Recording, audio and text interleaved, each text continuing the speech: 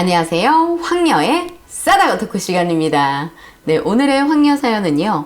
시어머니의 말도 안 되는 소리에 익숙해져 버린 어느 한 며느리분의 사연입니다. 사연 읽기 전에 구독과 좋아요, 많은 공유 부탁드릴게요.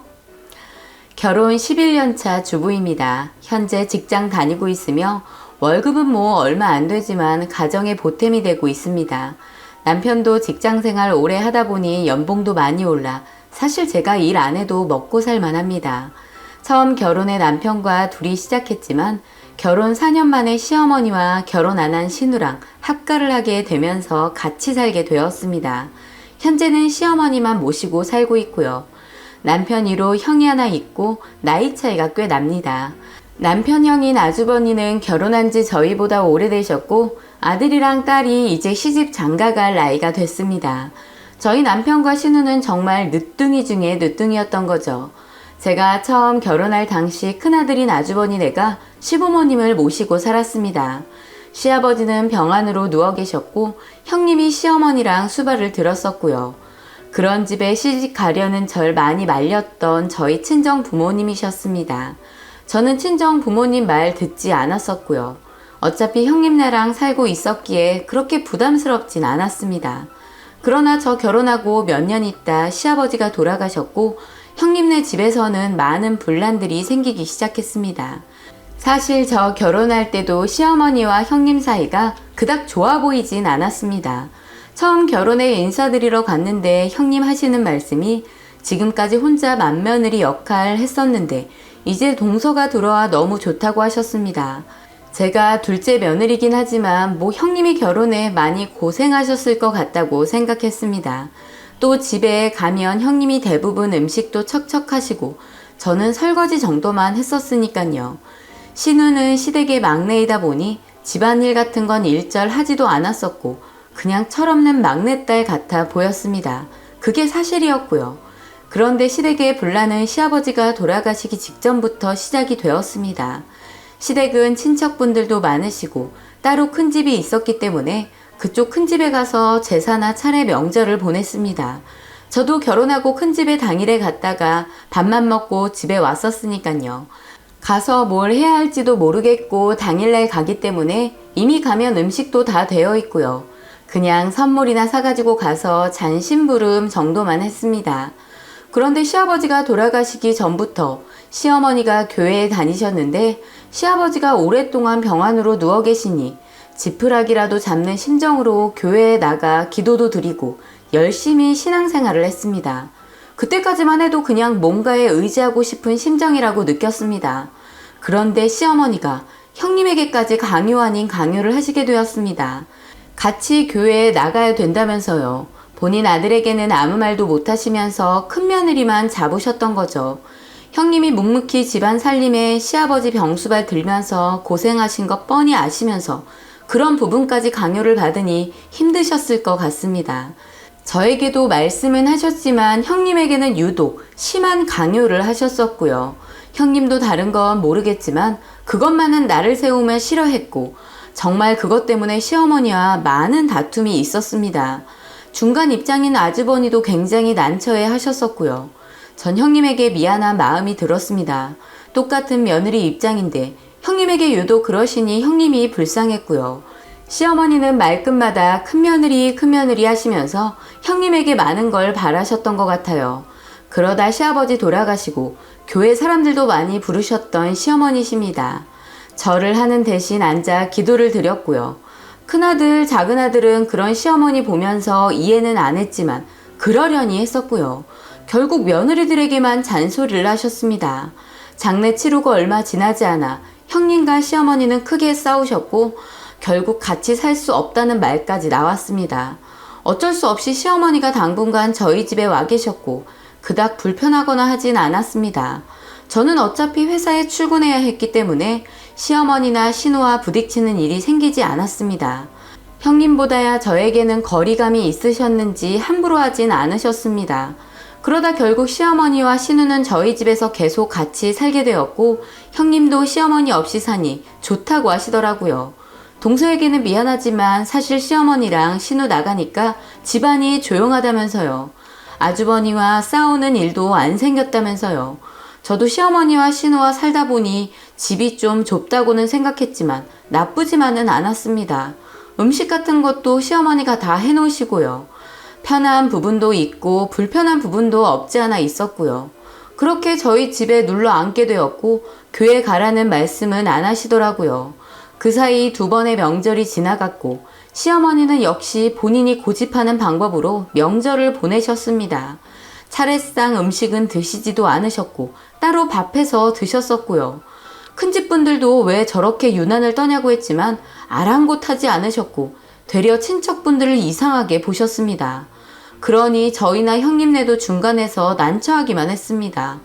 아들 둘은 약간 나 몰라라 하는 분위기였고요. 남편에게도 말해봤지만 본인 엄마 고집 못 꺾는다면서 그냥 하고 싶은 대로 하게 두면 된다고 하더라고요. 그 사이 며느리들만 스트레스가 많아졌습니다. 그러나 시아버지 기일이 왔고 형님네 집에서 제사상을 차리는데 아주 난리도 아니었습니다. 시어머니는 제사상을 왜 차렸냐면서 당장 치우라고 하셨고 이미 차려놓은 상을 어떻게 물리겠어요. 정말 대성통곡을 하면서 큰며느리가 귀신이 들린 거라면서 기도를 하기 시작하셨고 사탄이다 악마다를 외치시며 기도를 하셨습니다. 전 그런 시어머니 보고는 정말 미치신 줄 알았습니다. 평상시에는 괜찮았는데 그날 정말 정신이 나간 사람 같았어요. 더 웃긴 건 시어머니가 그러던지 말던지 아무 말 없이 상 차리고 계시던 형님이 앞건이었습니다.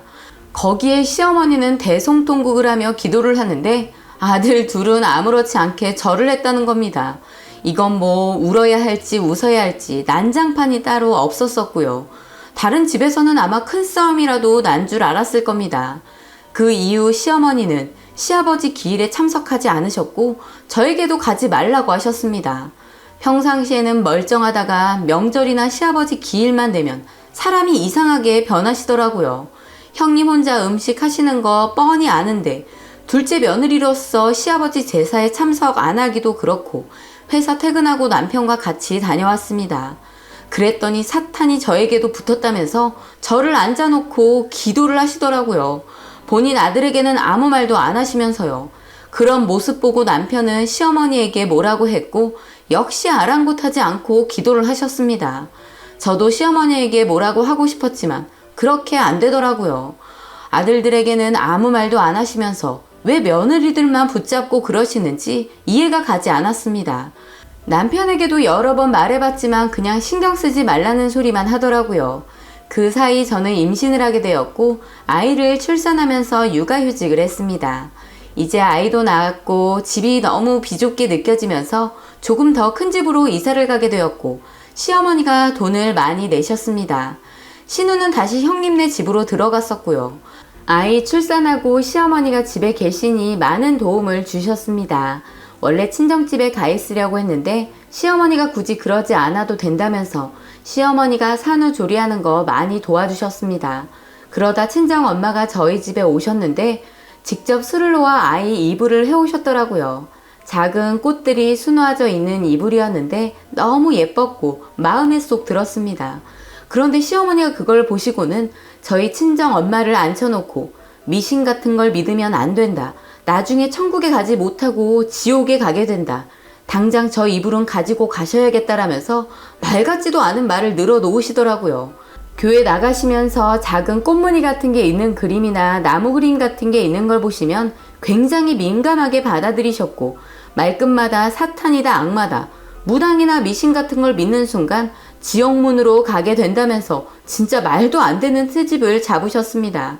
사실 그런 소리 하는 시어머니가 제일 무섭더라고요. 예전에는 교회 말고 무속신앙에 빠지셨다고 들었는데 어쩜 귀가 그리도 얇으신지 그런 시어머니 보면 속이 뒤집어지고 같이 살고 싶지 않았는데 그래도 그것만 아니면 굉장히 쿨하신 분이었습니다. 여튼 저희 친정엄마는 그 일이 있고는 시어머니랑 같이 어떻게 사냐면서 사위인 저희 남편만 잡으셨었네요. 분가하라면서요. 이사도 왔는데 갑자기 어떻게 분가를 하겠어요. 저도 슬슬 시어머니에게 익숙해지더라고요. 저희 친정엄마는 무속신앙을 더 믿는 분이라 그런지 그런 시어머니를 정말 못마땅해 하셨고 저에게 부적까지 보내주셨네요. 저도 처음에는 시어머니랑 얼마 살지 못할 것 같았는데 시어머니의 그런 모습도 이제는 아무렇지 않게 느껴집니다. 가끔 본인이 싫어하는 행동이나 물건들이 보이시면 그 자리에 앉혀놓고 대성통곡을 하시며 기도를 하시지만 이제 그것마저 익숙해졌기에 그러려니 하고 삽니다. 뭐 결국 시어머니도 가족들 모두 건강하고 잘 되라고 하시는 거잖아요. 그러니 더는 말리지도 않고 따져 묻지도 않습니다. 시아버지 기일에는 항상 갔다가 욕먹고 오지만 그것도 이젠 덤덤합니다.